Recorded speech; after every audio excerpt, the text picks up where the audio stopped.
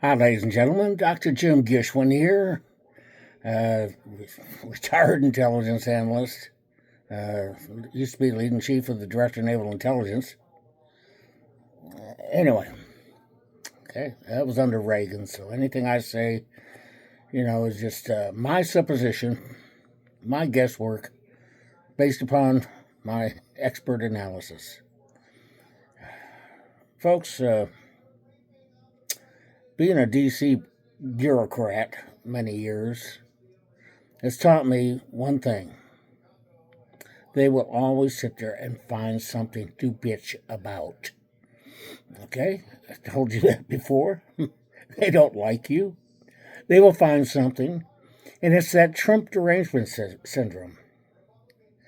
It doesn't matter. It's like I've told you, and I've said this before many times. If Trump sat there and developed a cure for cancer, for God's sake, they would sit there and blame him for putting cancer doctors, oncologists, out of work. Okay? Now, there's a lot of things going on, and I think, quite frankly, we're getting ready to go into Venezuela, just like we did into Panama during my days. Okay? Now, Noriega was a drug dealer, just like Maduro was. Okay? Noriega, we had him tried by, I'm not sure whether he passed away in jail or not. I have to sit there and look that up. But anyway, we went in and we got him. And we sat there and put another joker in office.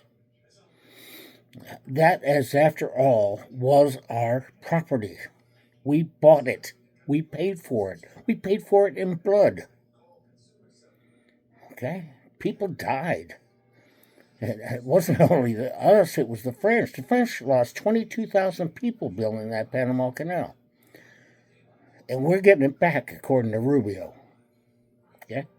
We're sitting there and we're kicking the red Chinese out. Okay? They're sitting there trying to control both ends of the Panama Canal. And Trump hasn't given up on Greenland either. You got to understand something. This is not a politician.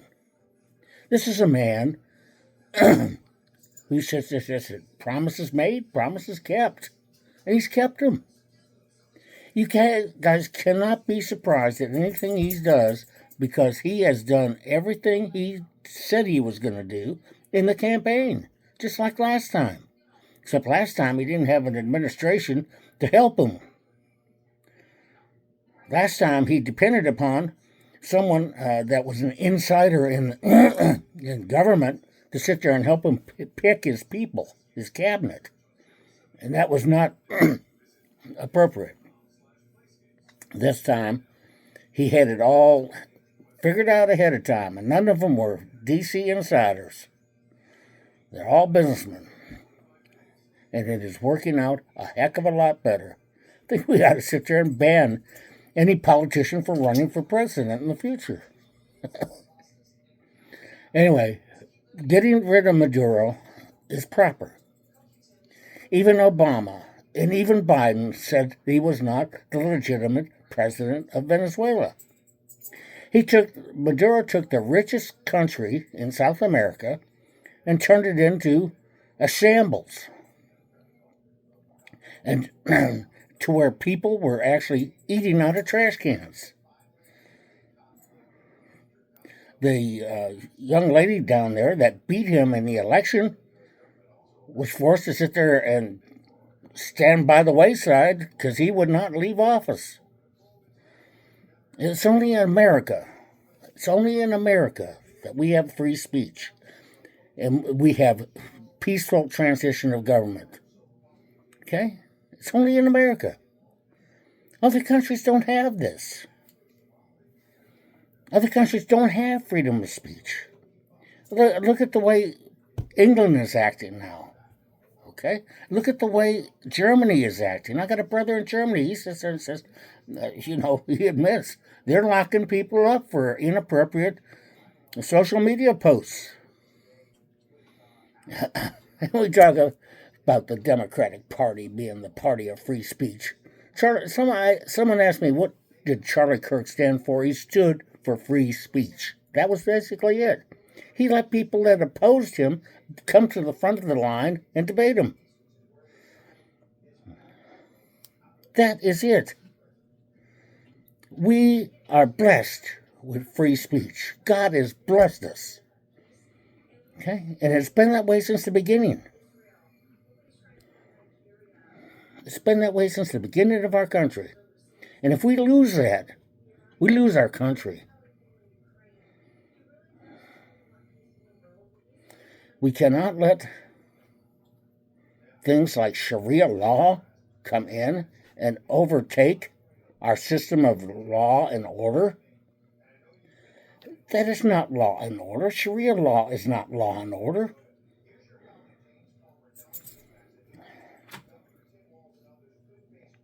And we cannot sit there and let the globalists sit there and divide us, and the Marxists divide us.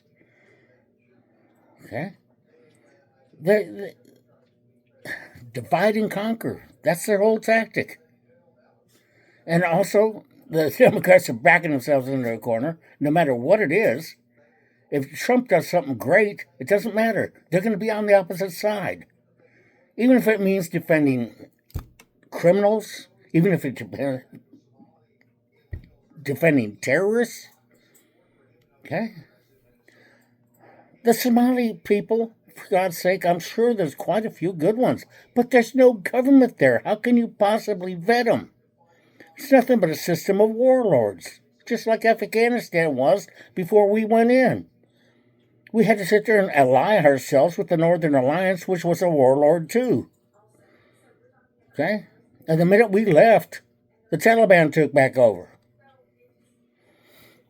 And we gave up the largest base in the world, for God's sake, Bagram Air Base. Okay, 2 hours away from where China builds its nuclear weapons.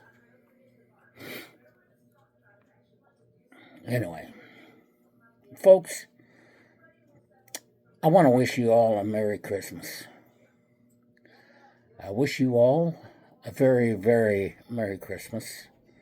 I know I'm upset at the way the Democrats act. I know I'm upset at the way they hate us. They're just a party of hate. Hate, hate, hate. If you sit there and give them a fact or a figure, and they don't agree with it, they will start calling you names. That's the whole thing. That is not the way we should be acting during this season of peace and love. I pray that all of you have a very Merry Christmas. I also wish that you would sit there and, if you're old people, call an old friend just to see if they're okay. Use the buddy plan, okay?